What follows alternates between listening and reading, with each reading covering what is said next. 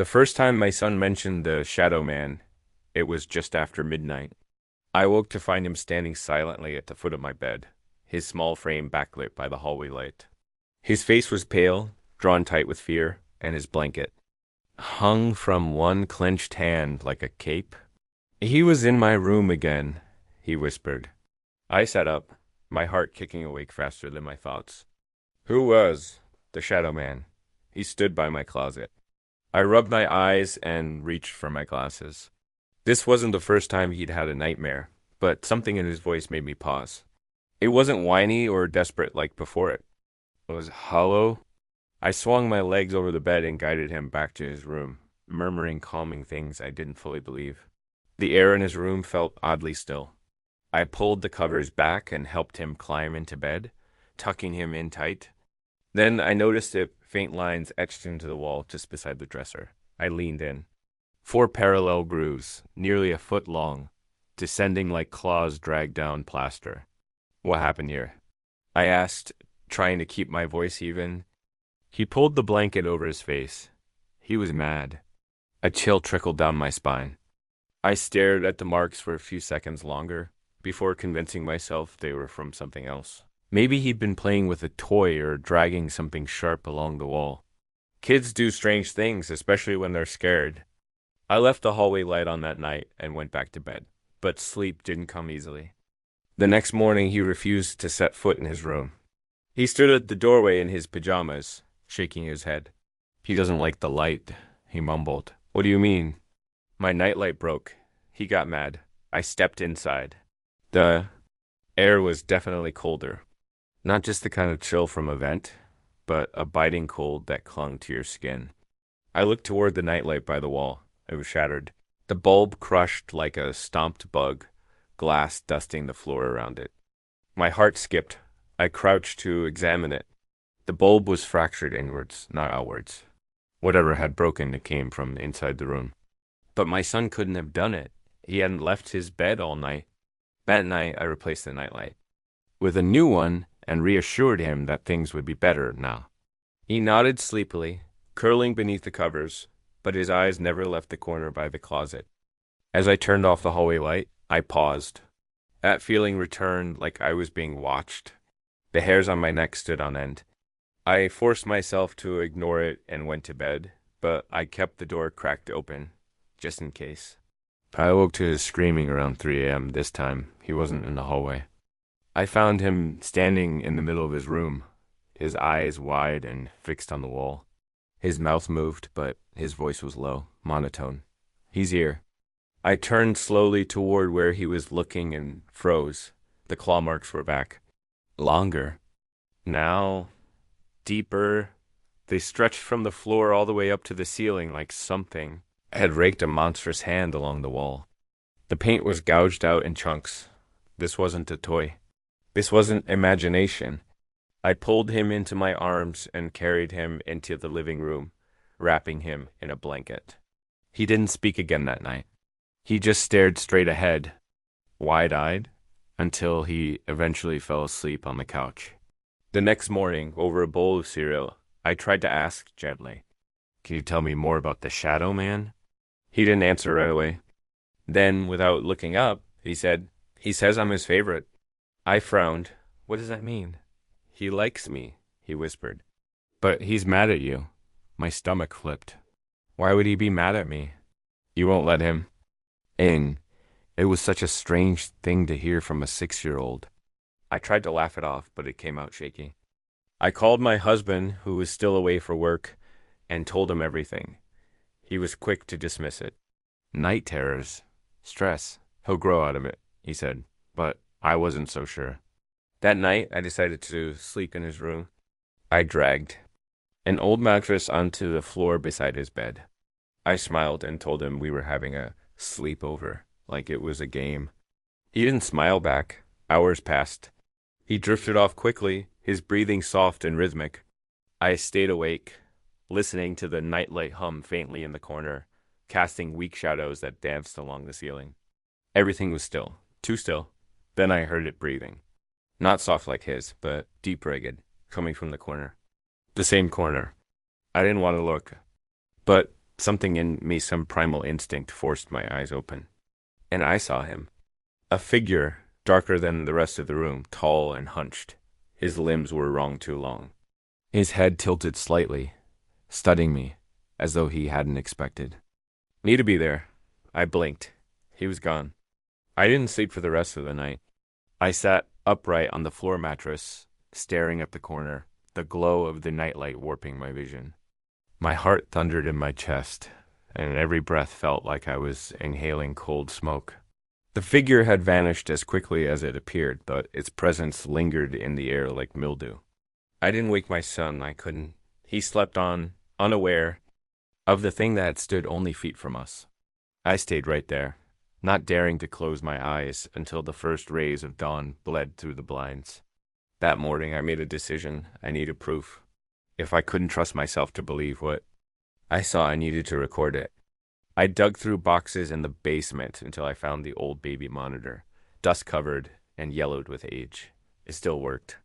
I tested the video feed on my phone, adjusted the angle, and positioned the camera on a shelf across from the corner. I didn't tell my son. I didn't want to frighten him any more than he already was. That night, as I tucked him into bed, he seemed calmer, too calm, like a prisoner accepting their fate. "You don't have to stay tonight," he said, his voice flat. "What do you mean?" "He doesn't want you here," he whispered, staring at the shadows near his closet. "I'm not going anywhere," I said, trying to sound confident. But inside, I was terrified. Back in my own room, I stared at the live feed on my phone for what felt like hours. The image was grainy and washed out, but everything was still. My son rolled in bed now and then, murmuring softly, but there were no shadows, no movement. At 3:07 a.m., the feed flickered. The shadows in the corner thickened, like ink bleeding across paper. They seemed to twist and stretch, as if alive. Then, the shape returned taller this time, hunched under the low ceiling, its limbs twitching like it didn't belong in this world. Its form was less human, now almost skeletal, its silhouette blurry and shifting. It moved. I watched in horror as it drifted toward my son's bed. He didn't wake, but his body tensed beneath the blanket. The shadow leaned over him. For a moment, I thought I could hear something, words, maybe. Whispers that sounded like gravel sliding across glass. I dropped the phone and ran. I tore down the hallway and threw open his door. My son bolted upright, his eyes wide and wet with tears. "You shouldn't have come," he sobbed. "You made him angry."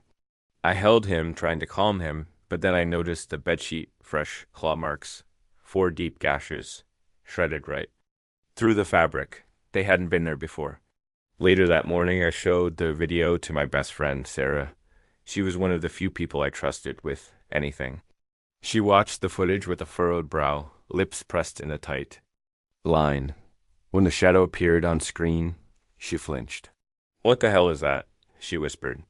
"I don't know," I said. "But it's real. I didn't imagine this."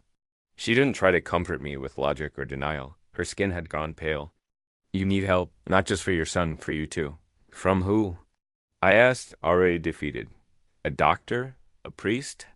"I don't know," she said quietly. "But that thing isn't going to leave on its own." I tried to go through the day like normal, but I was fraying. Every creak in the floor made me jump. Every shadow looked wrong. That night, I sat on the couch with the baby monitor clutched in my hands, watching the screen like a hawk. At 2 a.m., the house temperature dropped so suddenly I could see my breath. My phone buzzed with interference. The screen flickered again. This time was worse. Not just one figure, several. Smaller shadows crawled along the walls, twitching and skittering like grotesque insects. I felt sick watching them, like my mind couldn't make sense of their shape. I sprinted to his room again, my footsteps muffled like the house itself. I had gone hollow. I flung open the door. The air was thick like fog, but darker, and it was gone in an instant. My son was crying softly. "I told you," he whimpered. "He doesn't want you here." "Why not?" I asked, desperate. "What does he want?" He hesitated, then looked me in the eyes. He said it's not about me anymore. I froze. He said he's here for you. My skin went cold. I felt the words crawl into my ears and nest in my spine. I stood, trembling, trying to breathe. That's when I saw it scratch into the wall above his headboard. Leave. Rough. Jagged letters, not childish scribbles, claw marks. I didn't sleep at all after that. I sat upright in my son's room, stiff in a chair, every light in the house switched on. The carved word leave burned in my mind like it had been etched into my own skull. My son eventually drifted into uneasy sleep, his breath hitching every so often like he was still running from something in his dreams. Morning light offered no comfort. The shadows receded, but the fear didn't. By noon, desperation had taken root. I didn't care how insane I sounded. I needed help. I found a small parish listed online just a few miles away and called. The secretary took down my details, and within the hour I got a call from Father McAllister. I expected skepticism, even ridicule. But after I described the claw marks, the breathing, the figure I'd seen, there was only a long silence. Then, you're dealing with something ancient, he said. Something that feeds on fear. I'll come tonight. He arrived just after sundown. A tall, weathered man in his late 50s, with a calm demeanor that felt carved from stone. He carried a small black case and wore his collar like armor. Where is he? He asked. I brought him to my son, who was curled up on the couch watching cartoons, pale and distant. The boy barely looked at him. But when he did, it was with something close to pity. He's strong, my son whispered. He doesn't scare easy. The priest turned to me. That's not a good thing. Father McAllister began the blessing at sundown. He moved room by room, murmuring Latin under his breath, flicking holy water across door frames and windows. My son followed us silently, never more than a step behind. When we reached his bedroom, the air shifted like something holding its breath. The priest stepped inside, his crucifix raised. He's here, my son said. Father McAllister took a slow breath and began a more forceful prayer. The moment the words left his mouth, the lights began to flicker. The temperature plummeted, and then it emerged. The shadow poured from the corner like black smoke, coalescing into form, its limbs long and crooked. Its movements stuttered like a broken puppet. Its eyeless face stared at us, mouth stretching wide without opening. Back, Father McAllister commanded, flinging holy water. It hissed and recoiled, the liquid sizzling like acid on its form. A deep, guttural growl shook the air, rattling the walls. Then the smaller shadows appeared, crawling from cracks, under furniture, along the ceiling. They moved like spiders, fast, jerky, unnatural. My son screamed and clung to my leg as I backed against the wall. Father McAllister's voice rose, stronger now, shouting in Latin. And then the thing did something new. It spoke. You can't save her. It rasped, its voice like shredded metal. She's already mine. The room tilted. My ears rang. It wasn't just noise, it was inside my head. I couldn't breathe. The shadow surged forward. Father. McAllister raised his crucifix and stepped in front of me. The creature collided with him like a black wind. He flew backward, smashing into the closet door with a sickening crack. I grabbed my son and ran. We tumbled down the hallway into the living room. I reached for the phone dead. The scream flickered static before cutting off completely. Everything. And the house was off, silent, still, suffocating. Then I heard footsteps. Not on the floor, but in the walls. Scratching, pacing. A low, whispered laugh. Father McAllister staggered into the room minutes later, bleeding from his temple. One. Eye already swelling. It's not done, he gasped. You need to face it. What do you mean? I cried. Why is it after me? You brought it, he said. Something in your past. Something unresolved. That's its anchor. I felt the blood drain from my face. What are you talking about? You've seen it before, haven't you? I thought back reaching into memories I'd sealed off long ago. I remembered the same dream when I was a child. A tall shadow standing in the corner of my childhood bedroom, my parents brushing it off. Years of night terrors that slowly faded. But it never left. It waited. It followed. My mouth went dry. It was me, I whispered. It's been following me all this time. The air grew heavy. The walls seemed to warp inward. Father McAllister stepped forward again, raising the crucifix. Then we severed the tie. But the shadow surged again, this time with rage. The darkness peeled off the walls like oil, drowning the room in black. The only thing visible was the pale glow of my son's face, eyes wide with terror. The last thing I saw before everything went dark was a message scratched across the living room wall. You know me? The house felt hollow. After the shadows receded, I stood frozen in the middle of the living room, my son in my arms. Father. McAllister slumped against the wall. Silence pressed in from every corner. No creaking pipes, no wind outside. Just stillness thick. Absolute. I turned slowly toward the message carved into the wall. You know me? Not, I know you. Not a warning. A statement. A truth. Father McAllister wiped blood from his brow, his breathing ragged. It's bound to you, he said, not just through fear. Through memory. I sat down with my son clutched tight against my chest. I don't understand. How could it? Follow me my whole life? Why now? The priest looked at me, grim. It doesn't just follow. It waits, watches, when the right time comes, when your defenses are low, when you're vulnerable, it comes back stronger. My stomach twisted. I thought of all the times I'd felt off as a kid. The dreams, the sense of being watched. The inexplicable fear of the dark that never fully went away, even as an adult. I had ignored it, outgrown it, or so I believed. Something happened to you, he continued. Something unresolved, something painful. That's its hook. I wanted to argue, to scream that I was just a normal person, a mother, not some portal for evil. But the words didn't come. Instead, my mind pulled me backward back to the house I grew up in. There had been a closet I wouldn't go near. I had screamed whenever it creaked open on its own. My parents told me it was just the house settling. When I begged them to lock it at night, they laughed. Eventually, they removed the door altogether. But even then, I would feel it watching me from that empty threshold. I remembered the night I woke screaming, blood on my arms from scratches I couldn't explain. My parents said I did it to myself. I never told anyone what I saw that night, something tall and wrong standing over me, humming a tune that I later learned wasn't real at all. And just like that, I remembered it humming again last night. The exact same broken melody. I stood, knees shaky, and turned to the priest. I think I know where it came from. He nodded. Then that's where it must end. That night, I didn't let my son sleep alone.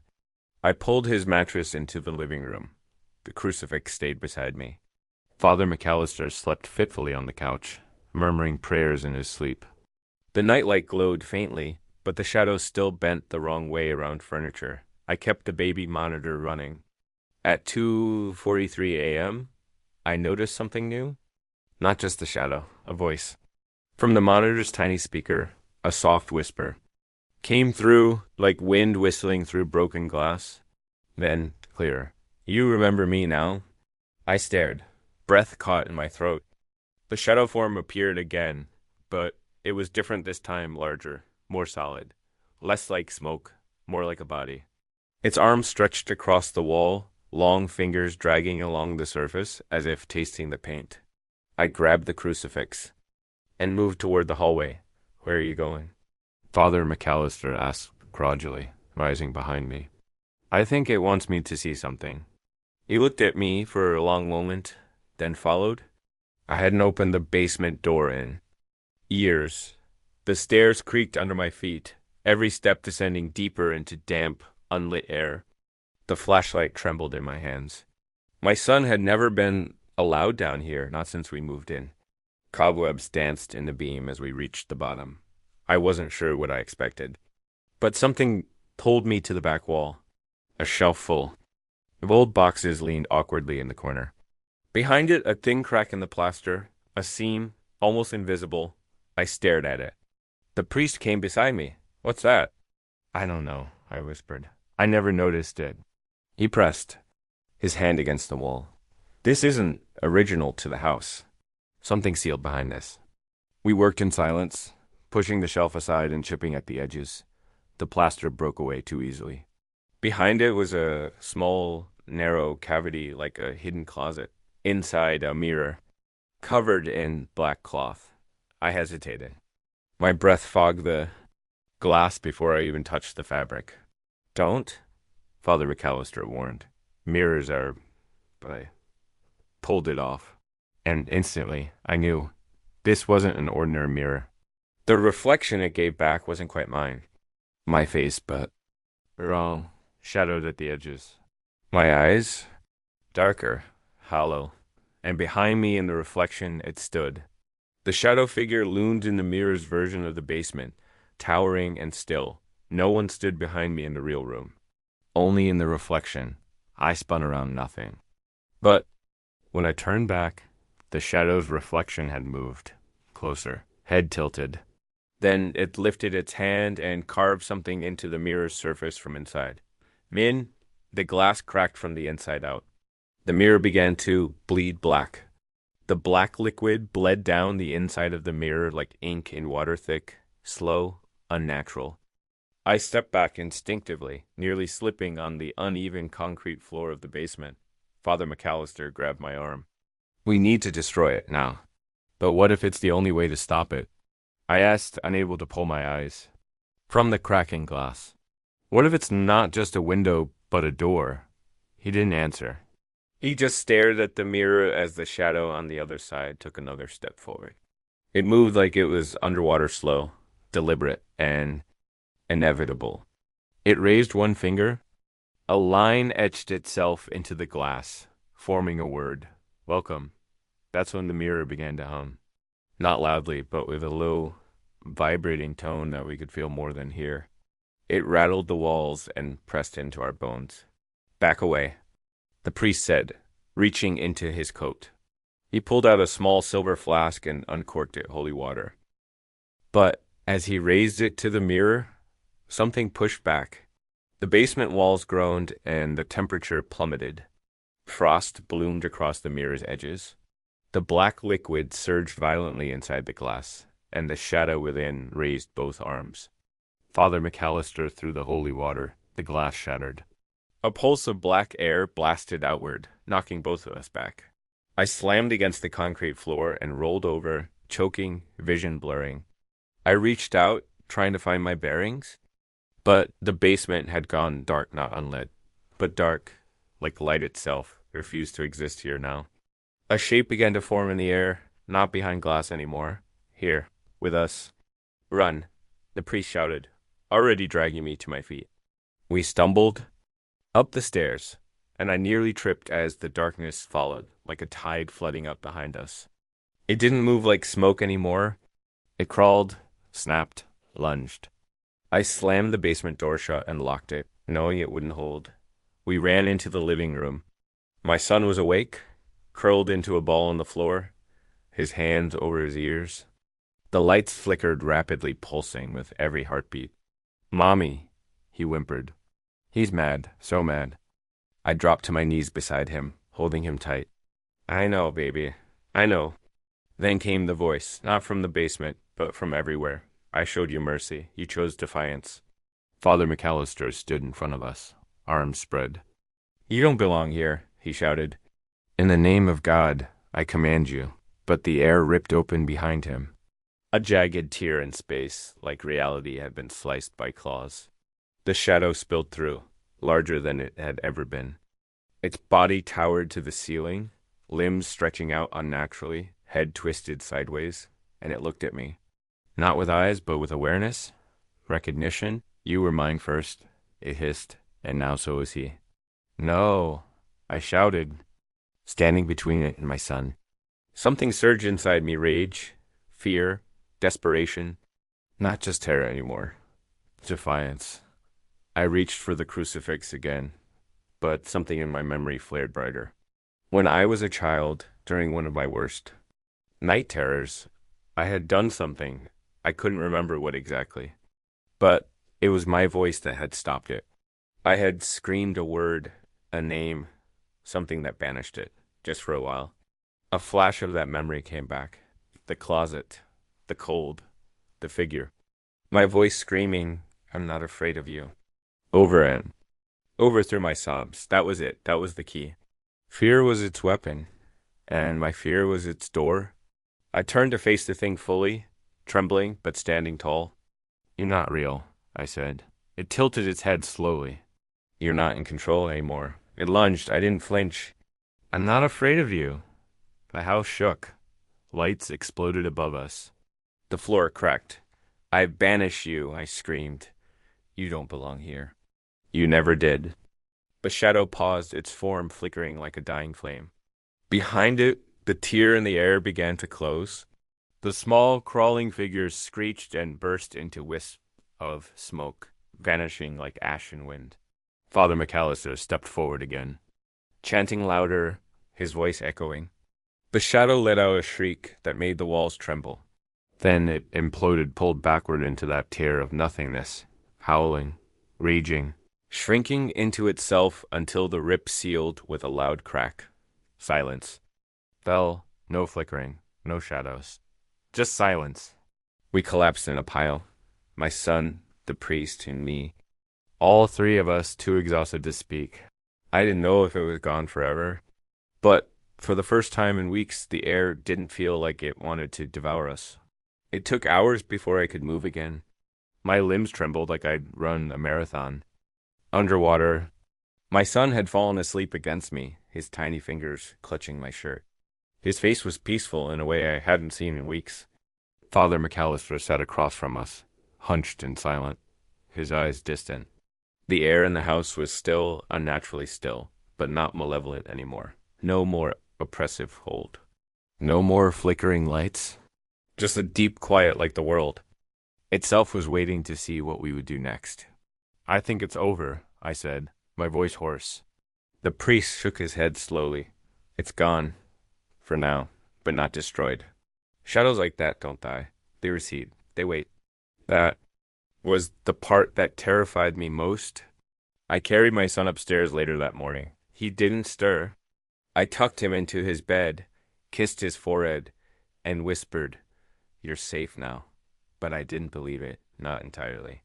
I returned to the living room where the mirror had once hung on the wall. We cleaned up the broken shards, scrubbed away the inky stains, sealed the hidden crawl space in the basement. But I could still feel it, the scar beneath the surface. I sat across from Father McAllister. What was it? I asked finally. A demon? He shook his head. Something older. Not bound by the same rules. It was drawn to you through trauma like blood in the water, and it used my son to get to me. Yes, that's how it works. It infects the young to weaken the old. Breaks them both. I swallowed hard.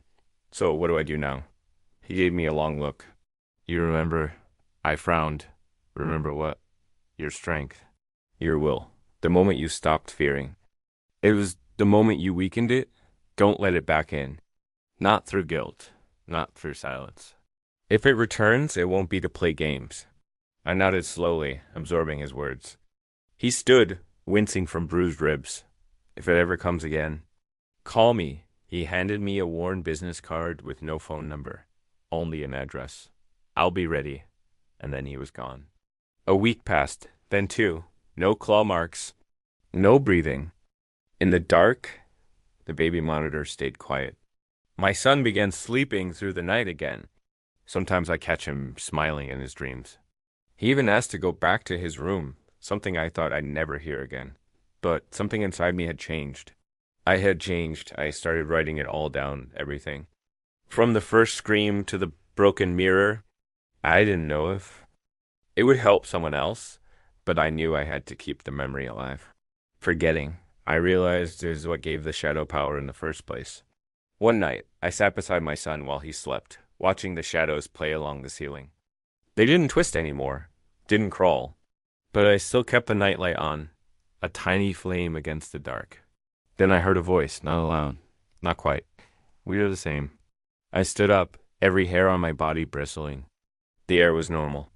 Warm. My son didn't stir. I turned slowly, heart in my throat. But nothing was there. No shape. No whisper again. Just that lingering cold echo in the back of my mind. Not a threat. Not a presence. A reminder. I walked out of the room closed. The door gently behind me and went to the living room. And I turned off every single light. I sat in the dark and I waited. Nothing came. Not that night. But sometimes when I walk past mirrors, I don't quite look at myself anymore. I look at the space behind me because the truth is shadows don't die. They remember. They wait. And so do I.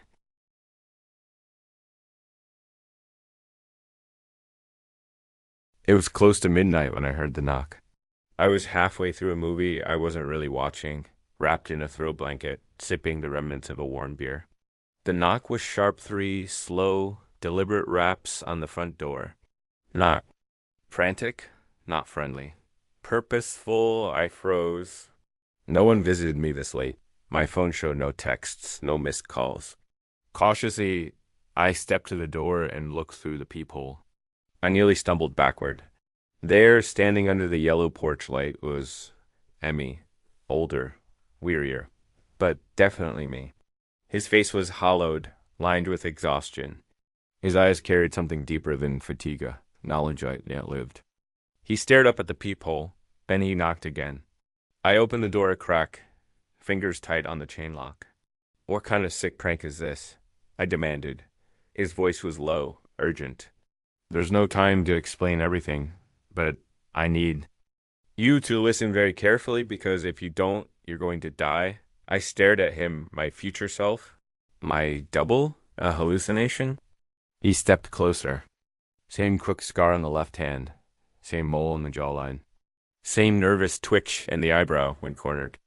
"I'm you," he said, "but from further down a road you don't want to reach.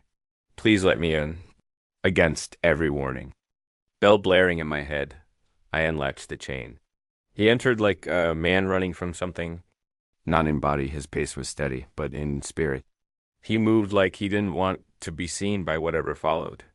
I watched him settle onto the edge of my couch like he'd done it 1,000 times before. "Tomorrow," he began, rubbing his temples, "you're going to make a choice. Seems small, feels routine, but it'll trigger something. A chain of events that ends with you bleeding to death in a place you won't recognize." I sat down. Across from him, my mouth dry. "Who kills me?" "That's the problem," he muttered. "Every time I get back here, it's different. The details shift names, faces, but the result is always the same. I die. You die. And the loop begins again." "Loop?"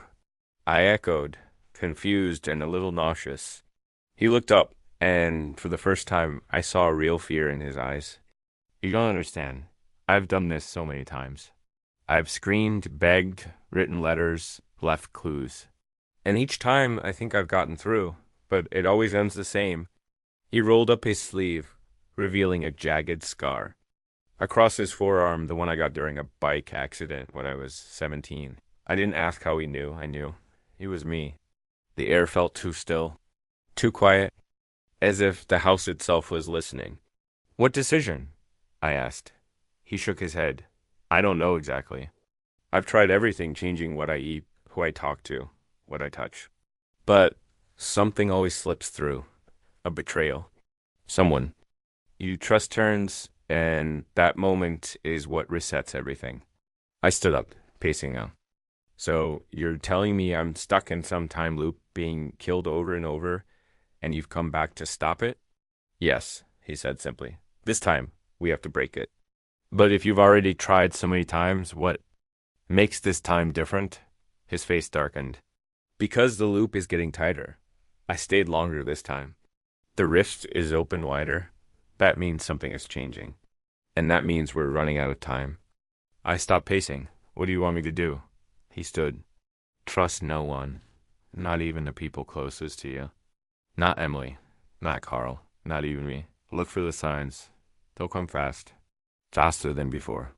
As he reached for the door, I called out, "Wait, what if I just don't make any decisions? Stay in. Hide." He looked back with a hollow smile. "You think I haven't tried that? The death always finds you. It adapts." He opened the door, then paused. "This version of me of us is already fraying. I'll be gone soon. But if you want to live, you must pay attention. This might be your last loop. Then he was gone.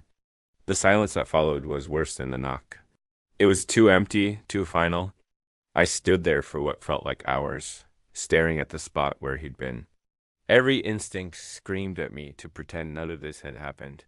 That he wasn't real. That I hadn't just spoken to myself from the future. But I knew better. I locked the door, double-checked the windows, and sat down on the couch in the exact spot he'd used.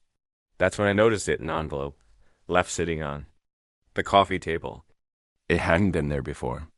My name was scrawled on it in my own handwriting. Inside was a single sheet of paper. It starts tomorrow. Don't trust the one who smiles too easily. Sleep didn't come easily. I spent the night tossing and turning, the cryptic warning in my own handwriting flashing behind my eyelids. Don't trust the one who smiles too easily. What did that even mean? Emily smiled often, but she always had. Carl smiled too, though more out of sarcasm than sincerity. Who else smiled at me? Co-workers, cashiers, the barista who always misspelled my name. It could be anyone. Everyone. When morning came, the world looked no different gray skies. Coffee too bitter. Inbox already brimming with problems. But everything fell off like I was stepping through a mirrored version of reality. The kind where reflections don't always follow. At work, I kept my head down, scanning everyone's expressions. Faces blurred together, smiles plastered on with varying degrees of sincerity. My manager, Terry, offered a nod as I passed. Smile, man. It's Friday. I flinched at the word. Lunch came and went without appetite. Carl texted around 1. P.M. Carl, beer after work. Your place? Got something to talk about. Carl never said, got something to talk about. He just showed up and talked. Was this it? The betrayal? I didn't respond. Back at my desk, I noticed something wedged beneath. My keyboard. A folded slip of paper, aged like it had been handled too many times. No name, no markings. Don't follow him. I looked around, heart hammering. No one was near my desk. I scanned the ceiling. No cameras. Nothing out of place. But something was watching. I could feel it. At 5:02 p.m., Carl appeared in my doorway, holding 2 takeaway coffees. You dodging my texts, man? He asked with a grin. Don't worry. I already brought your order. Black and anxious. I stared at him. His smile was too wide. Relax, he said, handing me the cup. You look like you've seen a ghost. If only he knew. Thanks, I said, barely above a whisper. As he talked, I kept replaying. The future man's words. The loop. The betrayal. Trust no one. Not even yourself. Carl wasn't just smiling, he was watching. Waiting. I was sure of it. He sat across from me, sipping his drink. So listen. I got a weird call today from an old number. Said something was going to happen to you. Something bad. My stomach dropped. What do you mean? He leaned in, whispering like it was a joke. Said I had to keep an eye on you. Make sure you didn't do anything rash. I froze. Who was it? He shrugged. Didn't recognize the voice. Sounded kind of like you. Every nerve in my body lit up. Carl didn't notice or pretended not to. Anyway, just thought you'd find that funny. What are the odds, huh? He smiled again. I stood up. Actually, I'm not feeling great. Might head home early. Carl tilted his head, concerned, but still smiling. You sure? Want me to walk you out? My mind screamed. Don't follow him. I'm good, I said quickly, grabbing my things and heading for the stairwell. Not the elevator, not where he could corner me. I took the steps 2 at a time. I didn't look back. I got home around 6, checking the locks twice before stepping inside. The house was dark, quiet, safe for now. I didn't turn on the lights. I sat on the couch in silence, staring at the slip of paper from my desk, the one now resting beside the envelope I found last night. 2 notes, both warnings, both in my handwriting. Had I written them during a previous loop? Had he? Was I the betrayer? Or the betrayed? The line was blurring. A knock shattered the quiet. I jumped.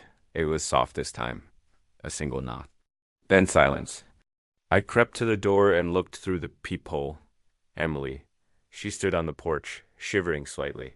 She was smiling, but it was small. Or maybe. I opened the door, but left the chain on. Hey. She gave a little laugh. You okay? I was calling, but your phone's off. I hadn't even noticed. It was still dead from last night, the charger unplugged.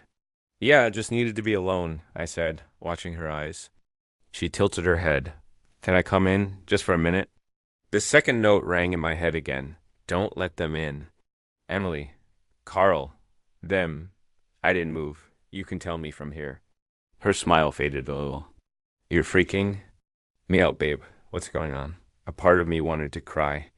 I missed her warmth, her scent, her voice. But something in my gut wouldn't let go of the unease. Did you leave something here? I asked. She paused. Too long? My phone? She finally said, I think I dropped it on the couch.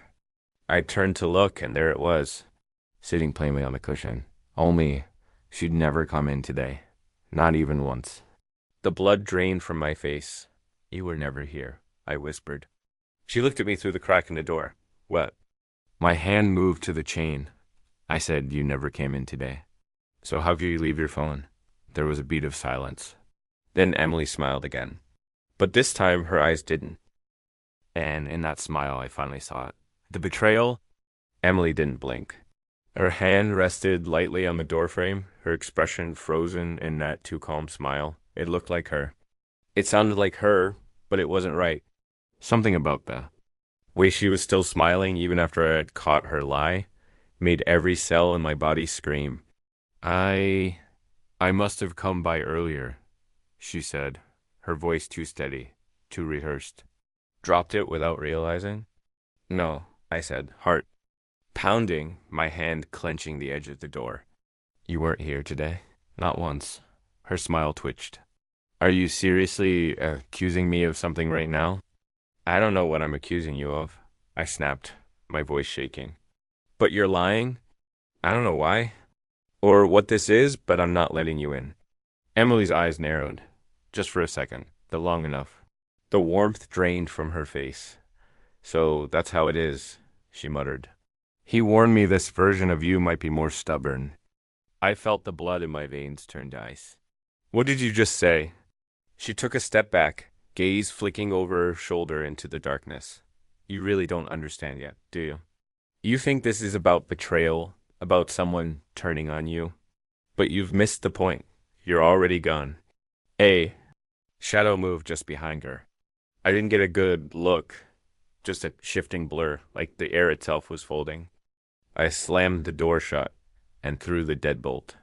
Then I backed away, heart racing, as her voice floated in from the other side.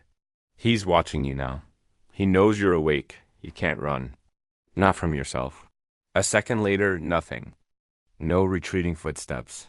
No car pulling away. Just silence. I ran through the house, turning on every light. I grabbed the knife from the kitchen drawer, checked the back door, the windows, the basement. All locked, all sealed. But the stillness, the wrongness, it lingered, like something had entered anyway, even if the door never opened. I spent the night in the living room, knife in one hand, both notes clutched in the other. I watched the front door until the sky began to gray. The house was quiet, but that didn't calm me. It only made things worse. Around 6:14 a.m., my phone buzzed to life, the battery inexplicably full. Unknown number. You're drifting. Then a second message. Unknown number. He'll look like you. Sound like you. He'll even beg like you. But he's not you. I tried calling the number back. It didn't ring, just clicked once and cut off. When I checked the call history, there was no record of the texts at all. By mid-morning, I convinced myself to leave the house just for supplies. Food, water, maybe something to keep me awake. I drove to a corner convenience store and kept my head low as I walked the aisles. Everyone looked normal, ordinary, smiles, and nods and polite chatter. but I couldn't tell what was real anymore. At the register, the clerk handed me my change with a too-wide grin. Stay safe out there. You never know who's really who these days. I froze. He just stared at me like he hadn't said anything strange. What did you just say? I asked. He blinked. Just have a good day. I backed out of the store, heart thudding. In the parking lot, a familiar figure leaned against my car. Carl. His smile faded when he saw me approach, replaced with an unreadable expression. Okay, he said. You're really freaking me out now. You ghosted me, bailed on work. I drove by your place, and your curtains were drawn like you were barricading yourself in. What the hell is going on? Don't, I said, voice cracking. Don't come any closer. Carl held up his hand. Hey, relax. What's happening? Ben, you're scaring me? I looked at his eyes, searched for something off, something wrong, but he looked normal, afraid, just a friend who didn't understand what was happening. Or maybe he was a better liar than Emily. I need space. I said, please. I can't explain, but if you care about me at all, you'll leave. Carl opened his mouth to argue, then thought better of it. He backed away slowly, got into his car, and drove off. But not before rolling down the window and shouting, You need the help, man. You're not okay. He was right. I wasn't. I got in the car, locked the doors, and sat there for 10 minutes before I could even start the engine. Back home, I found the envelope had moved.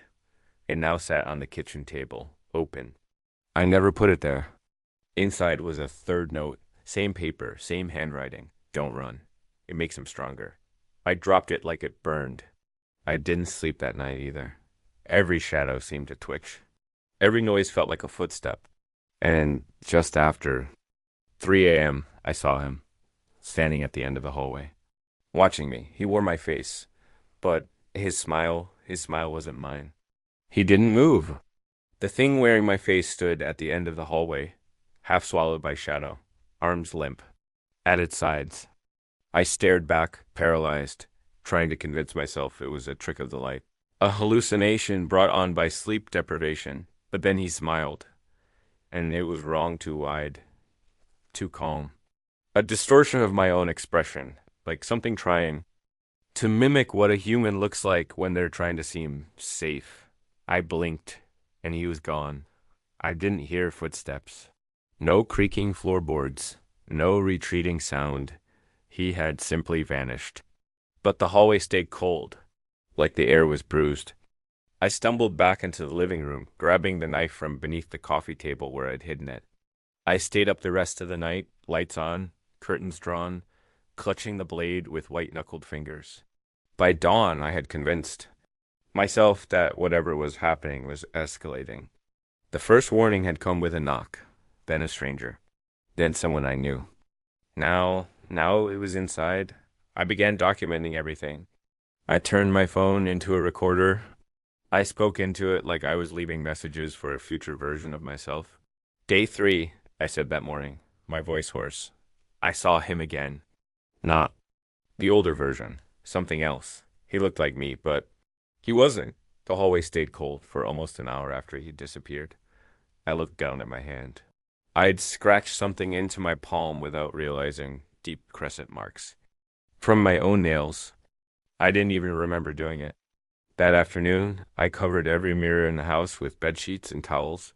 Every time I passed my reflection, I caught a second of movement that didn't match mine. A grin that lasted a moment too long. A blink that was half a beat late. In one of them, I saw myself turn and walk away, even though I was standing still. I duct-taped the last sheet over the bathroom mirror and stepped back, chest heaving. My phone buzzed. Unknown number. Stop looking in the wrong direction. It's already behind you. I dropped the phone. Turned slowly, nothing there. But my bedroom door was open, just a crack, and I knew I closed it earlier.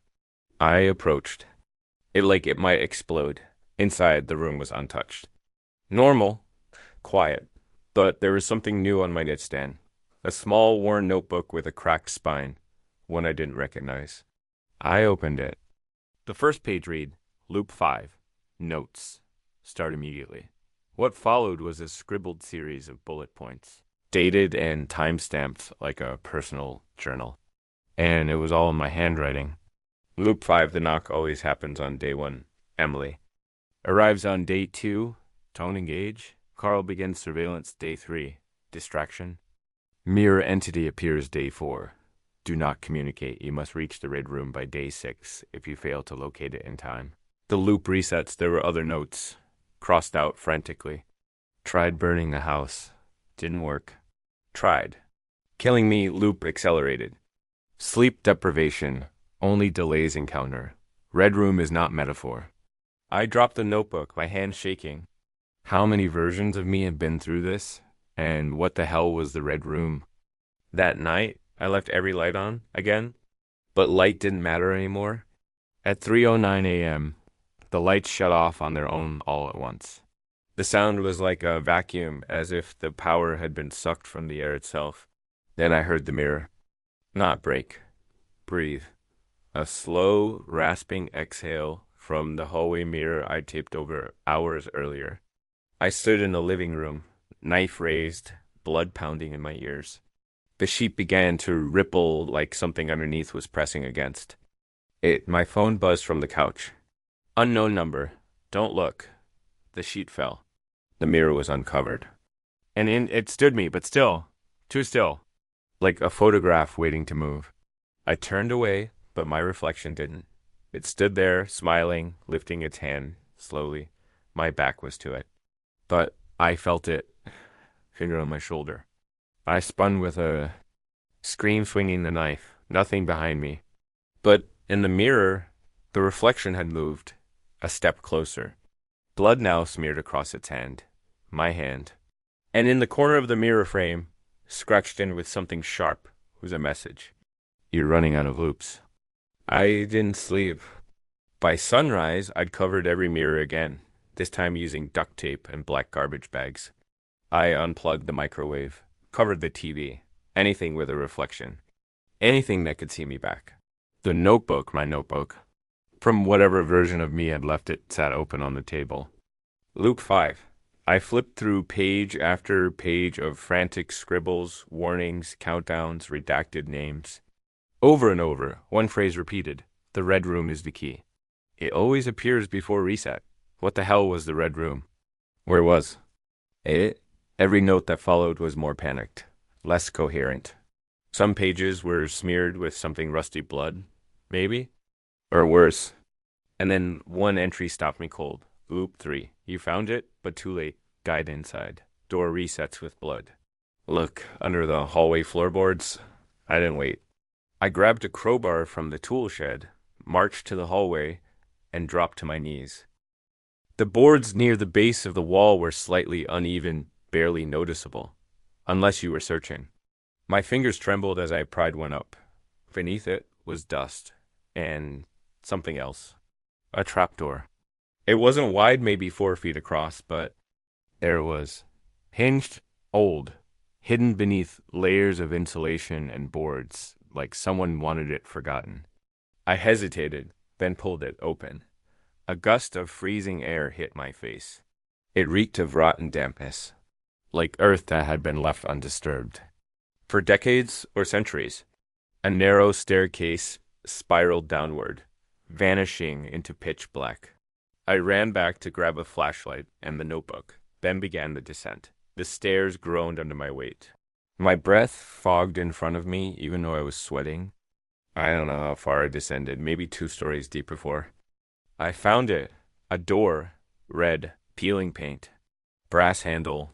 Tarnished black. No keyhole. Just a smear of what looked like a handprint across the surface. It pulsed. Not visibly, but viscerally. Like a living organ waiting to open. I backed away, the notebook trembling in my hand. I flipped to the final page. Loop 5 ends here. If you've made it this far, know this. The red room doesn't keep you alive. It only shows you what's coming. My flashlight flickered, then died, and the door opened on its own. Inside, the room was small, windowless. The walls, ceiling, and floor were covered in crimson tile. No light source, but everything glowed faintly red, not lit. but lit from memory, like the room remembered pain and wore it like a film. And in the center, a chair, occupied. I stepped closer. My throat went dry. It was me, dead or dying. My doppelganger sat slumped in the chair, blood oozing from a slit in his side. His face was gaunt, his eyes empty. But he turned to look at me. "You're early this time," he rasped. I couldn't breathe. "What? What is this?" I whispered. He coughed, blood leaking down his chin. "The room shows you the truth, not the future, not the past. Just what you keep hiding. I don't understand." "You will," he said. "You always do, right before the reset." I took a step back. "You're not just trapped in a time loop," he said. "You're in a guilt loop." "What the hell does that mean? You did something?" he hissed. "We did, long ago, something the loop won't let you forget. Every cycle is a punishment, and you keep running instead of facing it." I was shaking. What did I do? He smiled weakly. "Ask yourself why you always survive. Why everyone else disappears. Why there's never a body." My legs gave out. I dropped to the floor. The dead me slumped further in the chair. "When the loop resets, you won't remember. Not everything. But he will. The other you. And he's not here to help anymore." The walls began to pulse. The red deepened to black. The last thing I heard before I passed out was my dying voice whispering, "There's one more version of you. And he's not playing by the rules." I woke in my bed, fresh clothes, sunlight through the window, my phone buzzing beside me. It was day one again. The knock came, right on time. Knock, knock, knock. I stared at the door, still lying in bed. My heart already knew who stood on the other side. I moved slowly. No panic this time. No denial. Just the quiet weight of inevitability pressing down on every breath. I opened the door. He was there. Older. Tired. Same lined face. Same haunted eyes. But this time, he wasn't alone. Standing, just behind him, barely visible at first, was another version of not older, not younger. Just ... wrong. His skin looked tight across his bones like it had forgotten how to be human. His eyes were black. "The first version, the one I had seen before, but I don't have long," he said. "This is it. The last loop. You either end it now, or you let him in." I swallowed. "What is he?" He didn't answer. Just looked back over his shoulder, where the black-eyed version grinned and took a single step forward. "He's not me, is he?" I whispered, "No," he said. "He's what's left when you stop trying." I backed away into the hallway. The house felt too small, the air too thick. How do I stop it? I asked. I went to the red room. I saw myself dying. I saw the notebook. It's not about seeing," the older me interrupted. "It's about remembering." He reached into his coat and pulled out the notebook. My notebook, thicker now, the pages swollen and dirty. He tossed it onto the table. "This is all of it. Every loop, every death, every betrayal. You left breadcrumbs and still you refuse to eat. Now choose." The other version, the black-eyed one, took another step into the house. His form seemed to flicker, glitching like corrupted video. For a split second, I saw a dozen versions of him, all me, all twisted and snarling and laughing at once. "Why does he want in?" I asked, my voice barely a whisper. "To become permanent," the older me said grimly. "Once he takes your place, the loop ends. For him, but not for you. You get buried. Forgotten." I stared at the knife on the counter. My hand twitched. The black-eyed version finally spoke. "You're tired?" he said in my voice. "Aren't you? Let me carry the weight. Let me wear the mask. It's easier. I promise." It was tempting. God, it was tempting. I turned to the older me. "Tell me how to end it. Really end it." He gave me a long look, then nodded. "You confront the first memory," he said. "The one you buried so deep, it rewrote who you were. That's where he was born. That's where he draws his strength." I didn't want to ask, but I had to. What memory? Suddenly, I was no longer in the house. I was a child, standing in a dark hallway. A door at the end. I was crying. Something awful had happened, something that shattered everything. And on the other side of the door, he was waiting. I pushed. It opened. Inside, I saw myself 12 years old, kneeling beside my mother's body. She wasn't moving, her eyes wide, her neck at an unnatural angle. The air was heavy with the metallic tang of blood. I watched myself stand, blank-faced, walking backward into the shadows. The black-eyed version emerged from that shadow, grinning. "He was born in your silence," the older me whispered from behind. "You never told anyone. You buried the memory. Lied to yourself until you had room to grow." I dropped to my knees, weeping. "I didn't mean to," I choked. "It was an accident. She fell, I didn't mean, it doesn't matter what really happened," the older me said. "It only matters that you let him take your place again and again, to run, to forget. But you remember now." I stood, the shadow self, stepped toward me, but this time I didn't run. "I remember," I whispered. "I remember everything." The black-eyed version stopped. The grin faltered. And then something remarkable happened. It cracked like glass under pressure. The shape began to crumble, his body twisting in on itself, unraveling like smoke caught in reverse wind. The hallway brightened, the house warmed, the silence lifted. I turned to the older version of myself. He smiled softly, sadly. "You did it," he said. "You ended the loop." "Are you me?" I asked. "Not anymore," he replied. "You've taken your place back." He stepped outside, fading into the morning sun. It's been days now, or maybe longer. Time feels strange without the loop. The mirrors are uncovered. No more notes under the door. No knocks at midnight. I keep the notebook. All of it. I read it sometimes. Not to remind myself of the fear, but of the truth. That when you bury pain, it doesn't stay buried. It waits. It watches. It wears your face until you're too tired to fight it. But now, I know who I am, and more importantly, who I'm not. And if the knock ever comes again, I won't open the door.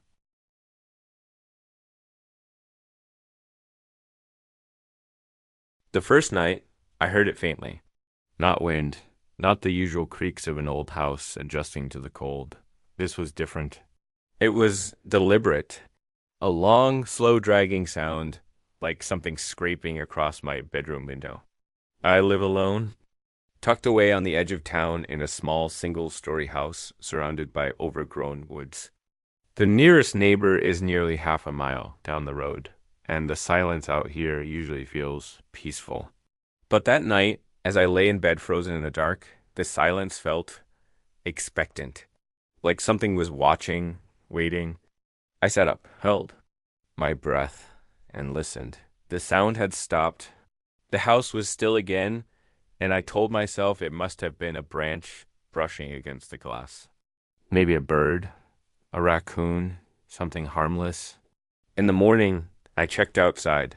There were no branches near the window. No footprints, no marks on the glass, nothing. Still, I let it go.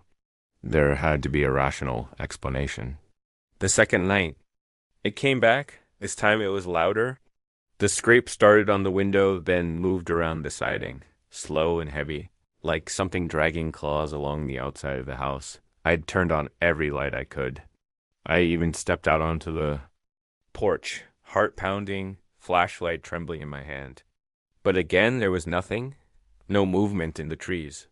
No figures in the shadows. Just the rustle of wind and the chirp of crickets. So normal, it felt like a lie. I didn't sleep. I sat on the couch with the lights on until sunrise, staring at the walls, waiting for something to return. The third night it did, but not from outside. That night, the sound came from inside the house. It started around 2 a.m., a faint creak in the hallway, like weight shifting on old floorboards. At first, I thought I was dreaming. But then came another and another, each step slower, heavier than the last. I lay frozen in bed, too afraid to move, my ears straining. This wasn't the house settling. It was movement slow, deliberate, and getting closer. My heart pounded as I reached for my phone and flicked on the flashlight. The beam wavered in my shaking hand as I crept out of bed. The hallway was narrow, dimly lit by the glow of the nightlight I had plugged in months ago and forgotten about. I crept forward, holding my breath.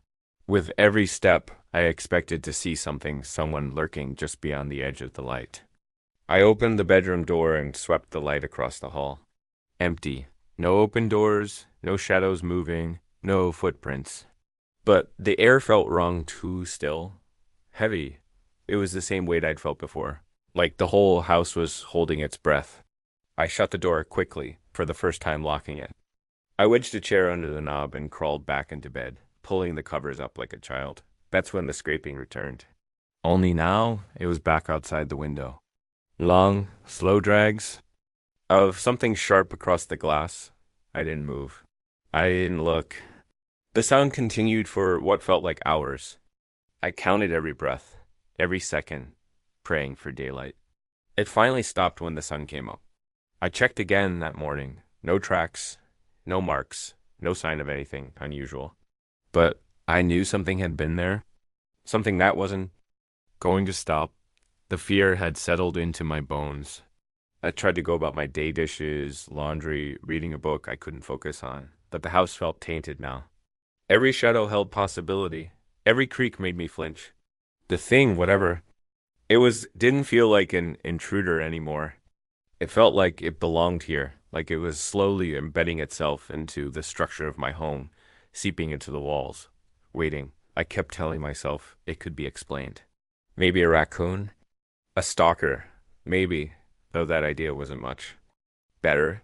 But even then, why no footprints? Why no sign of entry? And what about the weight in the air? The feeling of being watched? That wasn't paranoia. That was presence. So, I prepared. That night, I locked every door and window. I nailed the window shut in my bedroom and jammed a chair under the doorknob again. I even left the hallway light on. The soft orange glow pooled under the crack in the door like a weak, flickering shield. I lay in bed, fully dressed, phone in hand, flashlight ready. Midnight came and went. Then 1 a.m. the house stayed quiet, but my heart wouldn't stop pounding. At 1:33 a.m., the scraping began. It started at the side of the house and traveled slow and methodical toward the bedroom window. I froze, breath held, counting the seconds between each stroke. Then it stopped. I waited. Knock, knock, knock, knock. 3 soft taps against the window. I bit down on a scream. Squeezing my eyes shut, I told myself not to look. That's what it wanted. But curiosity, the need to see, was stronger. I inched toward the window, crouching low. I moved the curtain a single inch. Beyond the glass, just past the edge of the porch light, stood a figure. At first, it looked like a person. Tall, still, but then my eyes adjusted, and I realized something was wrong. It wasn't fully there. Its edges shimmered faintly, like smoke or heat waves. Its limbs were too long, too thin. Its face. I couldn't see its face. There was only a blur. A void, as if reality itself refused to render what it looked like. It tilted its head, like it knew I was watching. I yanked the curtain shut and stumbled backward, heart hammering. The knock stopped, but it wasn't gone. The next morning I texted Jenna. Me? Can you come over? Please? Jenna? Of course. What's going on? I didn't know how to answer. I didn't want to sound crazy, even though that's exactly how I felt. By 6 p.m., she was at my door with a bag of snacks and a baseball bat. Okay, talk, she said, setting the bat against the wall. I told her the basics, the scraping sounds, the late-night knocking, the thing I saw at the window. I left out the part about its face that felt too surreal. She frowned. Could be a stalker. Some creep? Messing with you. I've heard of psychos doing that kind of thing just to freak people out. Maybe, I said, but I didn't believe it. Still, having her there helped. We turned on every light, put on a movie, and for a while, things almost felt normal. Then the lights flickered. Once. Twice. Jenna paused, her eyes narrowing. Power surge? She asked, voice tight. We both listened. Silence. Then footsteps.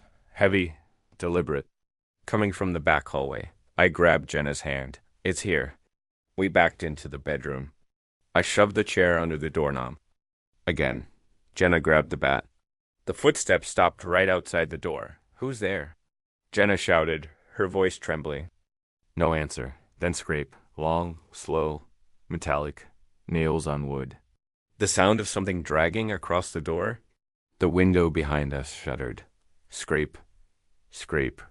My skin turned to ice. It's at the window, I whispered. It's at both the door and the window. Jenna looked ready to cry.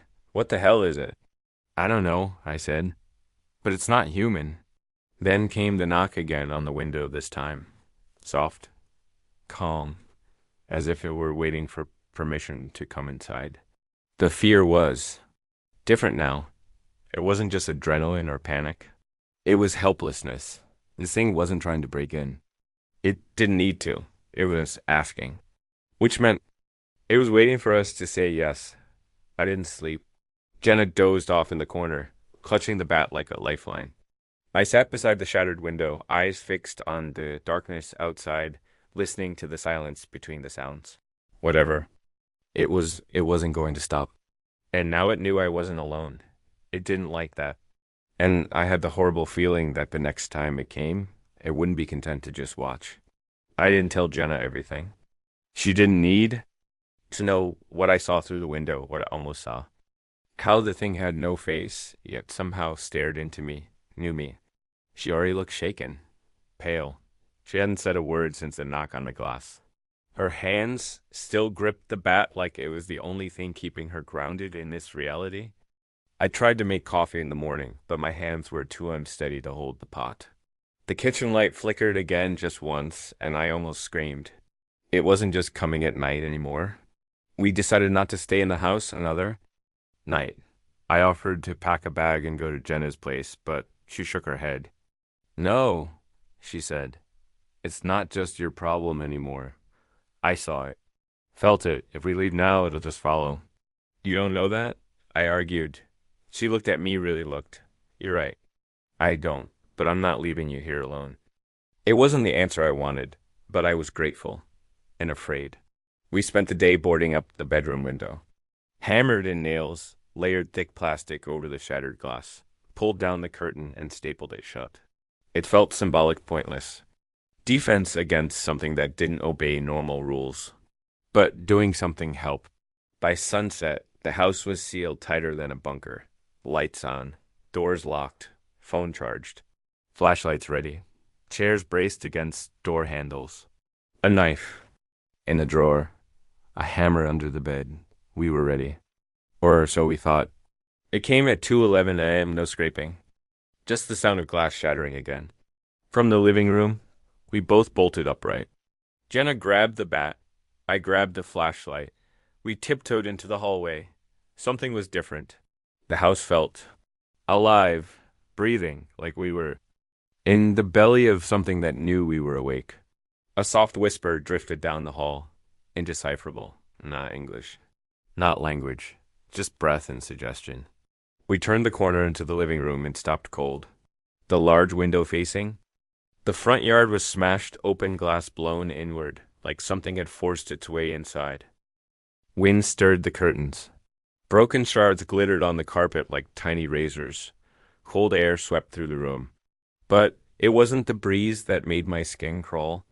It was what was written on the inside of the glass, scratched into the remaining. Pain, in long, jagged strokes, were 3 words. Lemmy and Jenna backed away. Nope, I'm done. This is not normal. This is evil. I didn't argue. My body was locked in place, staring at those words. My brain tried to process how it had written them. The glass was at least 5 feet off the ground. There were no footprints outside. Nothing had climbed in. And yet, I shined the flashlight around the room. Nothing. No figure in the shadows. No movement behind the furniture. But the feeling was there, heavier than ever. Like the air itself had a weight, pressing down on our lungs. I turned to Jenna. We need to leave, now. We rushed back to the bedroom to grab our things. I flung open the door. and froze. On the bed, laid out with chilling precision, were 3 long black scratches carved into the blanket, deep, straight through the fabric into the mattress. 3 slashes, like claws. Jenna backed into the hallway, eyes wide with horror. You said it never came inside. I was wrong. We didn't sleep the rest of the night. Just sat in the hallway, backs pressed to the wall, watching the house breathe. By morning, the front yard looked untouched. The glass was still broken, the words still etched into the pane, but otherwise normal. I opened the front door too. Get some air. Something crunched under my shoe. I looked down. A dead bird. Twisted. Neck snapped. Its wings spread wide. Its eyes were missing, plucked out. I stepped back inside and shut the door. Did you touch the front steps last night? I asked Jenna. She looked up. No. Why? I didn't answer.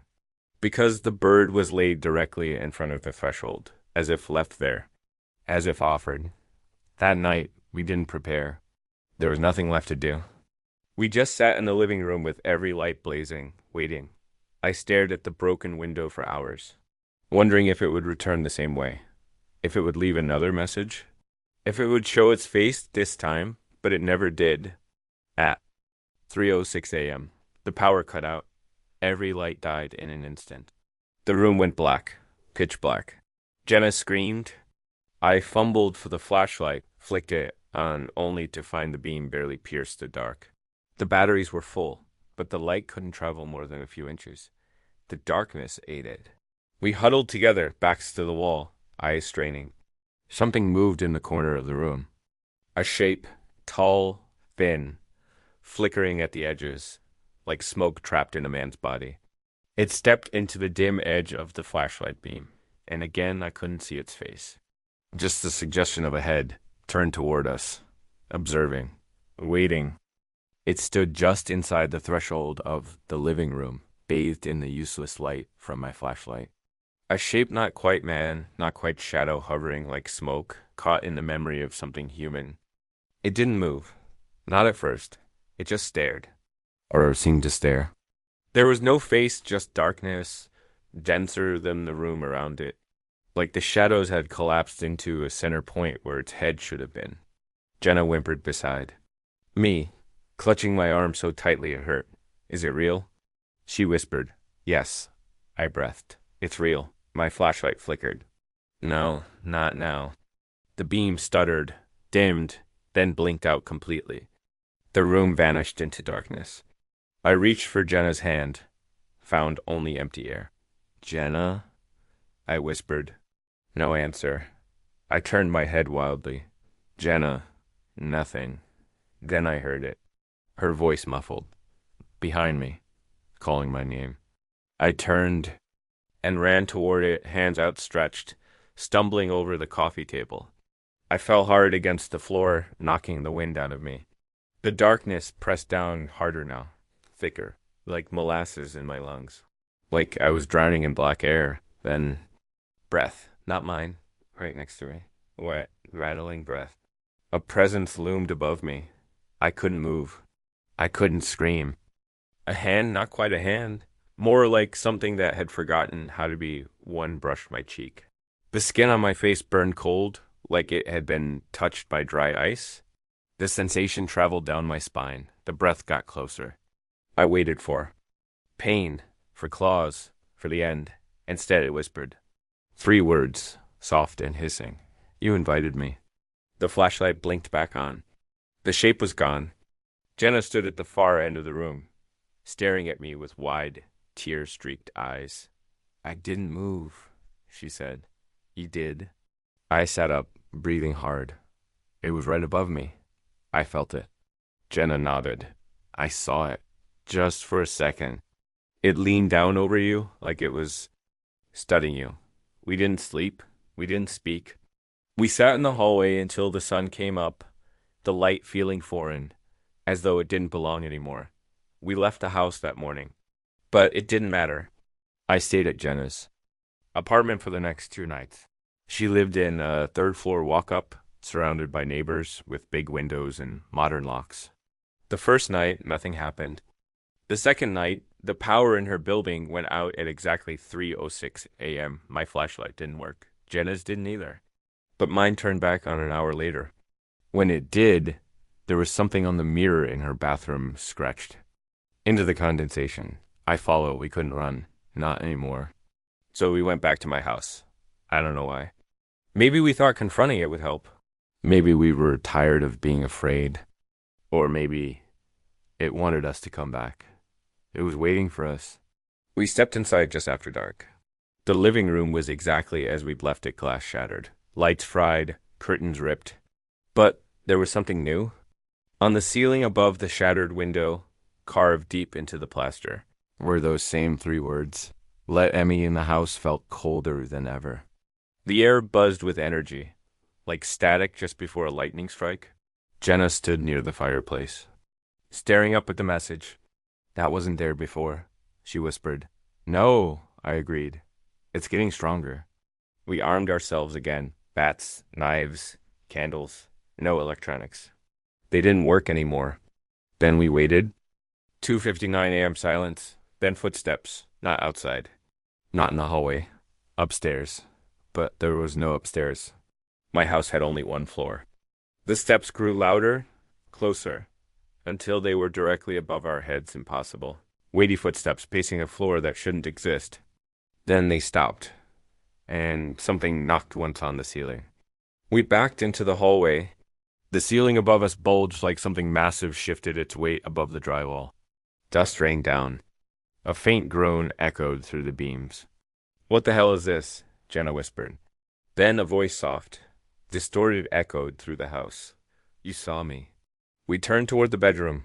The door was wide open. The curtains were billowing, and standing just inside was the figure. Tall. Still. Waiting. I took a step forward. Jenna grabbed my arm. Don't? I think I have to, I said. My legs moved on their own. I stepped into the bedroom. The figure didn't react.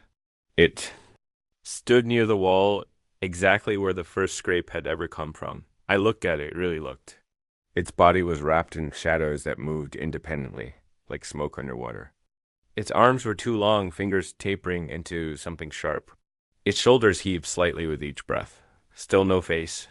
Just a blank, hungry void. But this time, I noticed something else. Around its neck, barely visible beneath the folds of darkness, was a chain, a locket, my locket, the one I'd lost years ago. A family heirloom, gone during a camping trip, never found. My blood turned cold. It didn't just know me. It had always known me. The locket around its neck gleamed faintly, catching what little light still flickered from the hallway. My heart hammered. That locket had been missing for almost 10 years. I stepped closer, my voice catching in my throat. Where did you get that? The figure didn't answer, but the air around it shifted. The temperature dropped. The shadows pulled tighter around its body. I looked back at Jenna. She hadn't entered the room, was frozen in the doorway, her eyes wide with dread. This thing, I said slowly, it's not just haunting me now.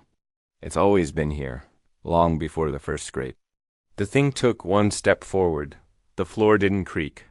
It didn't make a sound. It raised a hand-long, bony, misshapen, and opened its fingers. The locket snapped open, mid-air, revealing what I already knew was inside. A photo. Me, at 8 years old. Standing in the woods behind my childhood home, but I wasn't alone. Standing behind me, barely visible in the shadows, was a shape. That shape. I stumbled back. I hadn't looked at that photo in years. When the locket disappeared, I assumed I'd dropped it. But it had it the whole time. And it had been watching me even then. Jenna finally found her voice. What? Is it? She whispered. I swallowed. I think it's me, or a part of me, something left behind. The figure tilted its head. Recognition. Agreement. No, Jenna said, backing up. No, that's not possible. But it made sense. Twisted, impossible sense. The locket. The missing time? The nightmares I'd had as a kid, ones I never remembered, but always woke from screaming. This thing. It hadn't come from outside. It had come from me. I felt something stir in my chest. A memory, long buried, clawing its way back to the surface. One night when I was 10, I had run into the woods behind our house. I don't remember why. Maybe I was angry. Maybe I was chasing something I thought I saw. I got lost. Wandered too far. The air turned cold. The trees grew strange. I remember sitting by a rock, crying until I saw a figure. Tall, silent, watching me from the tree line. I passed out. They found me the next morning, curled up beneath that same rock, the locket missing from my neck. I had never told anyone about the figure. I convinced myself it was a dream. But it wasn't. It had followed me back. The figure stepped closer again. Jenna screamed and swung the bat. It passed straight through. No resistance. No reaction. She staggered back, her eyes wide with terror. "We can't fight it," I said. "It's not physical. It's tied to me. Maybe even part of me." "Then how do we stop it?" she demanded. "I don't know." My voice trembled. "But I think it's trying to become me. Slowly. Every night it gets closer. Every time I acknowledge it, look at it, it gets stronger." Jenna looked horrified. "Then stop looking. Don't engage it. It's too late for that." The thing was right in front of me now, standing inches away. It raised its hand. Again, this time it reached toward my chest. My heart stuttered, and then its fingers pressed into me. I didn't feel pain. I felt drained. Like my thoughts, my memories, myself were being siphoned through that cold, intangible touch. And then I saw them visions, my past, flashes of my life. The first scrape on the window, my first nightmare. The day I lost the locket, moments stitched together by shadow and fear. It wasn't just watching me, it was feeding. I gasped and staggered back. The connection broke. The thing recoiled slightly, as if surprised I'd resisted. I grabbed Jenna's arm. "We have to end this." "How?" she cried. "I don't know, but I think I know where." We returned to the woods, the same forest behind the house where I'd grown up. Where I'd first seen it, I hadn't been back in years. Not since my parents moved away.